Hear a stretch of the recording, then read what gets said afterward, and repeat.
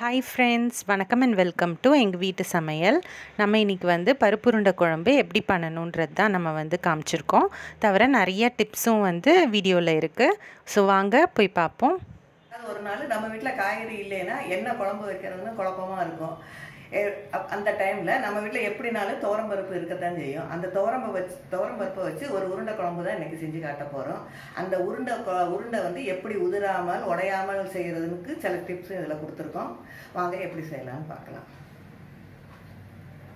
ஒரு 100 கிராம் அளவுக்கு துவரம்பருப்பு நம்ம எடுத்து நல்லா கழுவி குறைஞ்சது 1 மணி நேரமாவது இதை ஊற வைக்கணும். இது 1 மணி நேரம் ஊறின பிறகு இதை இந்த தண்ணியெல்லாம் நல்லா வடித்து எடுத்துக்கணும்.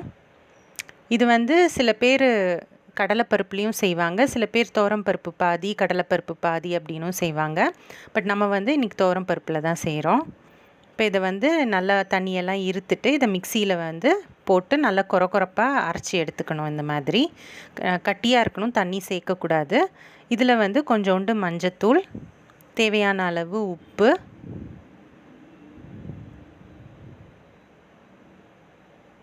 பொடியாக நறுக்குன மல்லித்தழை, அதுக்கப்புறம் ஒரு 10 சின்ன வெங்காயத்தை பொடியாக நறுக்கியிருக்கோம், அதையும் சேர்த்துக்கணும். சேர்த்து இதை நல்லா மிக்ஸ் பண்ணிக்கோங்க. பொடியாக நறுக்குன கருவேப்பிலையும் சேர்த்துருக்கோம், கொஞ்சோண்டு பச்சை மிளகாய் சேர்த்துருக்கோம், பெருங்காயத்தூளும் சேர்த்துருக்கோம். இப்போ இது எல்லாத்தையும் போட்டு நல்லா மிக்ஸ் பண்ணிக்கோங்க.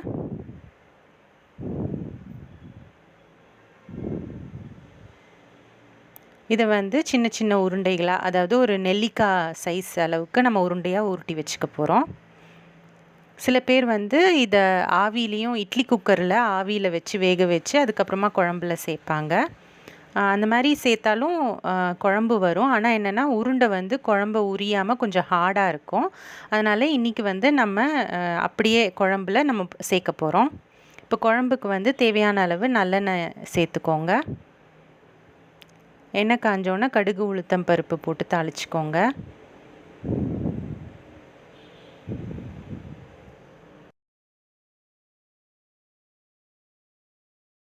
இப்போ ஜீரகம் ஆட் பண்ணிக்கோங்க.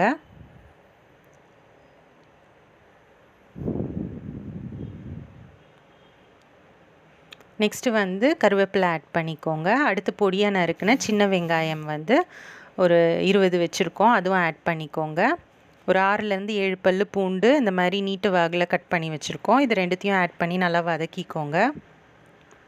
இது வதங்கின விட்டு ஒரு நாட்டு தக்காளி பொடியாக நறுக்குனதை ஆட் பண்ணியிருக்கோம். இதுவும் சேர்ந்து நல்லா வதங்கணும். இப்போது இதுக்கு தேவையான அளவு மஞ்சத்தூளும் உப்பும் ஆட் பண்ணிக்கோங்க.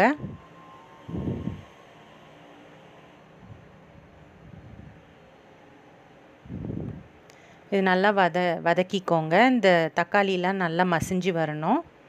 ஸோ நீங்கள் மூடி வச்சுட்டு ஒரு ஸ்லோ ஃப்ளேமில் வச்சிங்கன்னா இந்த மாதிரி நல்லா மசிஞ்சிரும். இப்போ இதில் நம்ம ஆட் பண்ண வேண்டிய மசாலாலாம் பார்ப்போம். உங்கள்கிட்ட டைரெக்டாக குழம்பு மிளகாத்தூள் இருந்ததுன்னா நீங்கள் அதை யூஸ் பண்ணிக்கலாம். அப்படி இல்லைன்னா 1 டேபிள் ஸ்பூன் அளவு மிளகாத்தூள், தனி மிளகாத்தூள், 2 ஸ்பூன் அளவு தனியாத்தூள், 1 ஸ்பூன் அளவு ஜீரகத்தூள், இது 3ம் நம்ம ஆட் பண்ணியிருக்கோம். மிளகாத்தூள், தனியாத்தூள், ஜீரகத்தூள், இது 3த்தையும் ஆட் பண்ணியிருக்கோம். இதை லைட்டாக தண்ணி தெளித்து இதை வதக்கிக்கோங்க. உங்களுக்கு அது அடி பிடிக்காமல் இருக்கும். இது பச்சை வாசனைலாம் போன பிறகு நம்ம புளி வச்சுருக்கோம். ஒரு நெல்லிக்காய் சைஸ் அளவு ஊற வச்ச புளி, அது நல்லா ஊறினோன்னே கட்டியாக அதை புளி தண்ணியை விட்டுருங்க.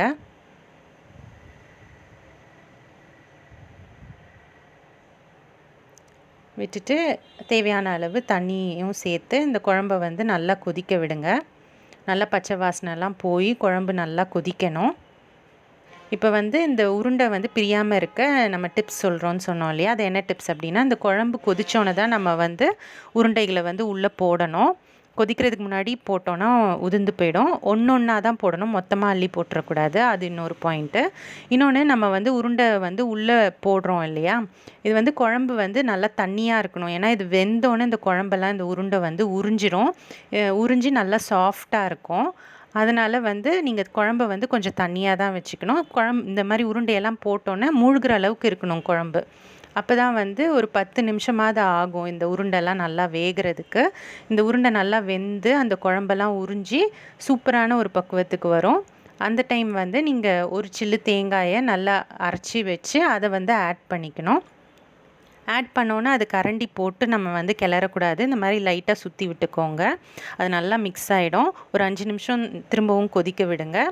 கொதிச்சோன்னே நம்மளோட பருப்புருண்டை குழம்பு சூப்பராக தயாராகிடும். பாருங்கள், பருப்புருண்டெல்லாம் வந்து நல்லா வெந்து சாஃப்டாக இருக்கும். நல்லா குழம்பு ஊறி சுவையாக இருக்கும். அதே சமயம் வந்து உதிராமல் உடையாமலும் இருக்கும். ஸோ இந்த டிப்ஸை நீங்கள் ஃபாலோ பண்ணீங்க அப்படின்னா உங்களுக்கு பர்ஃபெக்டான பருப்புருண்டை குழம்பு கிடச்சிரும். நம்ம இட்லி குக்கரில் வந்து வேக வச்சு சேர்த்தோம் அப்படின்னா அந்த உருண்டை வந்து கொஞ்சம் ஹார்டாக இருக்கும். அது வந்து குழம்பெல்லாம் வந்து உரியாது. ஸோ அந்தளவுக்கு டேஸ்ட் இருக்காது. இந்த மெத்தடில் நீங்கள் பண்ணிங்கன்னா உருண்டை குழம்பு வந்து சூப்பராக இருக்கும். ஸோ கண்டிப்பாக ட்ரை பண்ணிவிட்டு உங்களோட கமெண்ட்ஸை எங்களுக்கு ஃபீட்பேக்காக போடுங்க. இந்த வீடியோ உங்களுக்கு பிடிச்சிருந்ததுன்னா லைக் பண்ணுங்கள், ஷேர் பண்ணுங்கள், சப்ஸ்கிரைப் பண்ணுங்கள். மறக்காமல் பெல் பட்டனையும் டேப் பண்ணுங்கள். அப்போ தான் எங்களோட ரெகுலர் அப்டேட்ஸ் உங்களுக்கு வந்து சேரும். தேங்க்யூ.